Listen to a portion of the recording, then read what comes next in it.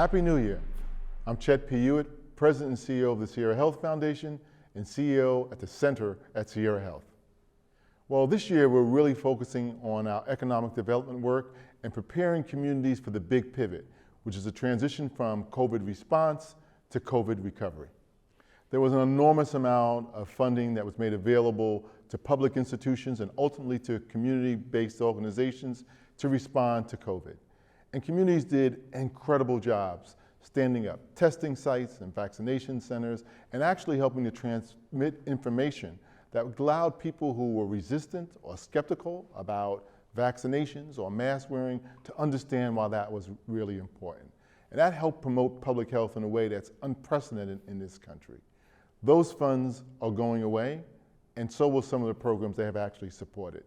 But there's also new dollars coming in to deal with some of the issues that gave rise to the concerns that led to disparate outcomes, particularly for communities of color. I think that smaller nonprofits and mid-sized nonprofits have reason to be concerned about the retrenchment or the reduction of funding for COVID programs. First and foremost is because COVID is not over. So we have to stay vigilant, and they need to continue to do the work that they do to help communities, individuals, and families protect themselves. But the change actually is coming.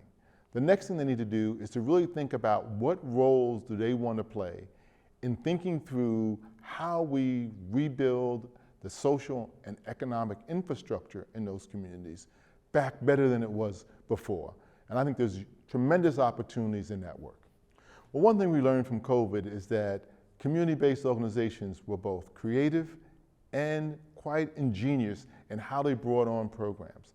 Both the timing and the pace and the creativity that was used in communications and other types of projects that communities actually needed. We believe bringing that same creativity, spirit, energy, and commitment into the community and economic development work will be essential. There's an old saying, when community is not at the center of these particular efforts, community gets left behind. Let's make sure that doesn't happen as we move beyond the pandemic to a more endemic situation where we're conscious about COVID, but it isn't driving policy like it did over the past 3 years. The importance of community and recovery efforts is in many respects linked to many of the things that were exacerbated in COVID. And I say exacerbated because we actually knew these things were not good for communities before. Dense housing environments, a lack of affordable housing, which helped exacerbate the spread of COVID amongst those individuals living in those situations. Levels of food insecurity or lack of access to broadband. High rates of asthma, which is a pre-existing condition because of the air particulate matter that was in those communities as well.